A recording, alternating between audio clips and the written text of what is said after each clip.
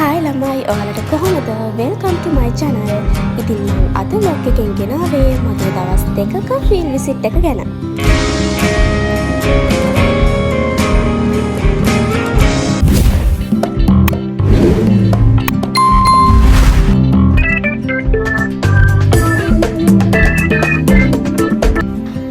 ඉතින් උදේන්ම මේ විදිහට යන්නේ ඉක්මනට ගිහිල්ලා බස් එකට නගින්න.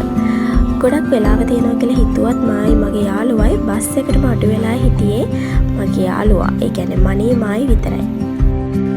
ඉතින් පාන්දරම ආව නිසා එළියට එනකොට ගොඩක් කලවරයි. ඒ නිසා අපි දුවගෙන ගිහිල්ලා බස් එකට නගින්න හිටියත් බස් එකේ හිටපු හැමෝම එහා බස් එකට මාරු වුණා. ඉතින් මායි මනේ දුවගෙන ගිහිල්ලා අනිත් බස් එකට නැංගා. ඉතින් එදා අපේ බස් එක ඇතුලේ අපේ යාළුවෙක්ගේ බර්ත්ඩේ එක තිබුණා. ඉතින් හයිකර බර්ත්ඩේ එක තමයි බස් එක ඇතුලේ මේ විදිහට අපි සෙලිබ්‍රේට් කරේ. Happy birthday to you. Happy birthday dear Raika. Happy birthday to you. ඉතින් ඔයාලට මතක ඇති මගෙන් කලින් වීඩියෝ එකේ මම බැච් ට්‍රිප් එක ගියපු විදිහේ vlog එකක් කරලා තිබ්බා. ඒත් අපි මුලින්ම ගියේ දළදා මාලිගාවට. ඉතින් ෆීල්ඩ් විසිට් එකත් අපි නුවර හරහා ගියපු නිසා අපි මුලින්ම යන්න තීරණය කරලා තිබ්බේ දළදා මාලිගාවට. ඉතින් නුවර කියන්නේ කොච්චර ගියත් එපා වෙන්නේ නැති තැනක්. ඒ නුවර තියෙන මේ දළදා මාලිගාවට මේ වෙලාවට ගියාම මාර ෆීලින් එකක් තමයි දැනෙන්නේ.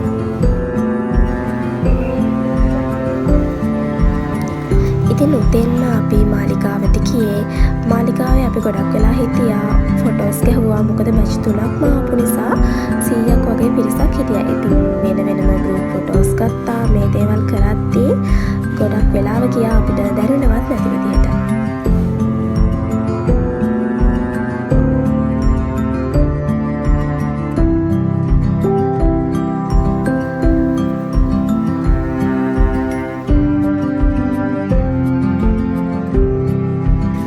ඉතින් මාලිගාවෙන් පස්සේ අපි ගියේ පේරාදෙණිය කැම්පස් එකට. පේරාදෙණිය කැම්පස් එක කිව්වම ඔයාලා දන්නවා ඒ කැම්පස් එක මාරම ලස්සනයි. ඉතින් පේරාදෙණිය කැම්පස් එක මැදින් අපි මෙහෙම ගිහිල්ලා අපේ උදේ ආහාරය ගන්න තමයි අපි කැන්ටින් එකට ගියේ.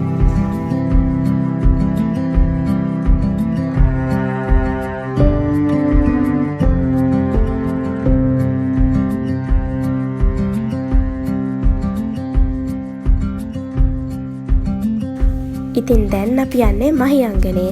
නුවර නගරේ පහු කරලා මේ විදිහට අපි මහියංගනේට යන්න පිටත් වුණා.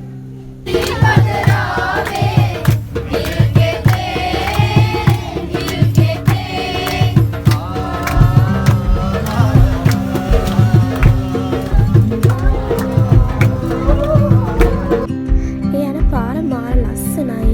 මෙහෙම යනකොට අපි ලස්සන දියැලක් දැක්කා. දියැල පහු කරගෙන ගියත් අපි ආපහු බස් එක නතර කරලා මේ දියැල ළඟට ආවා.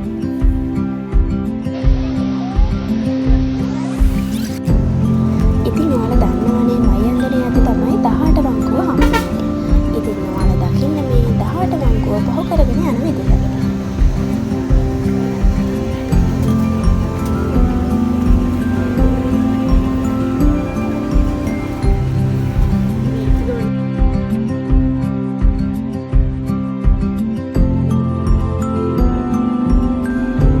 ඉතින් 18 වංගුව අපි මේ විදිහට යද්දී මණී හිටියේ මෙන්න මේ විදිහට. එයාට හොඳට නිින්ද ගිහින් තමයි මේ වෙලාවේ හිටියේ. ඉතින් ඊට පස්සේ අපි ගියේ නාගදීපයට. නාගදීපය කියන්නේ මහියංගනේ තියෙන නාගදීපය.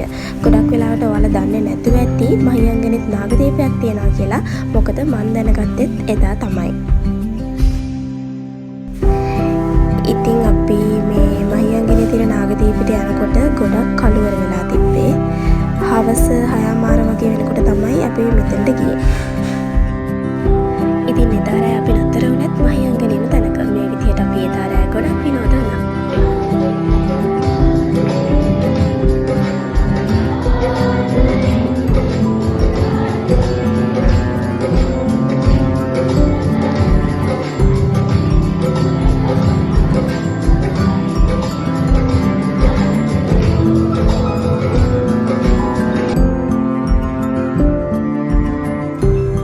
ඉතින් දෙවෙනි දවසේ අපි උදෙන්ම යන්න පිටත් වුණේ මහියංගනේ රජමහා විහාරයට.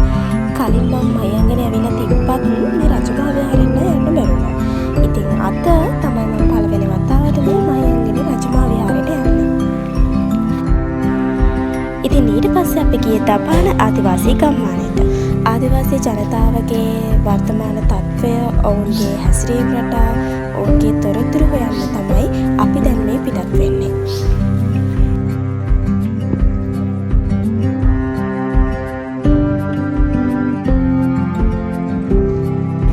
ඉතින් අපිට මේ හැම තොරතුරක්ම එකතු කරලා රිපෝට් එකක් හදන්න තිබ්බා.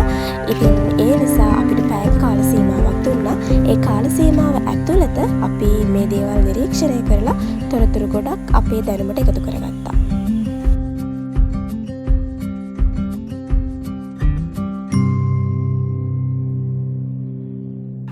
දමානෙන් පස්සේ අපි ගියේ ගිරාදුරු කෝට්ටේ ප්‍රජා ගුවන්විදුලි සේවාව බලන්න.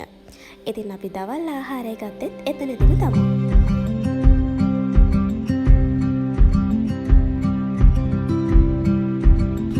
අපි පළවෙනි දවසේ සොරපුරවට යන්න ප්ලෑන් කරලා තිබ්බත් අපිට ටයිම් එක මදි වුන නිසා අපි දෙවෙනි දවසේ මෙතනට ගියා. ඇත්තටම මෙතන මාර ලස්සනයි, වතුරත් මාරම පිරිසිදුයි. මෙතනට කියන්නේ හීන්කග කියලා. ඉතින් මේ විදිහට තමයි අපේ දවස් දෙකක ගිය ෆීල්ඩ් විසිට් එක අවසන් වුණේ. ඊට පස්සේ අපි හැමෝම ගොඩක් සතුටින් ආපහු හොස්ටල් වලට ආවා. ඉතින් මේ වෙනකම් මාව අහන් හිටියට මේ වීඩියෝ එක බැලුවට ඔයාලට ගොඩක් ස්තුතියි. ඒ වගේම ඉස්සරහටත් ඔයාලට මගේ අත්දැකීම් බලන්න ආසයි නම් මාව සබ්ස්ක්‍රයිබ් කරලා තියාගන්නත් අමතක කරන්න එපා.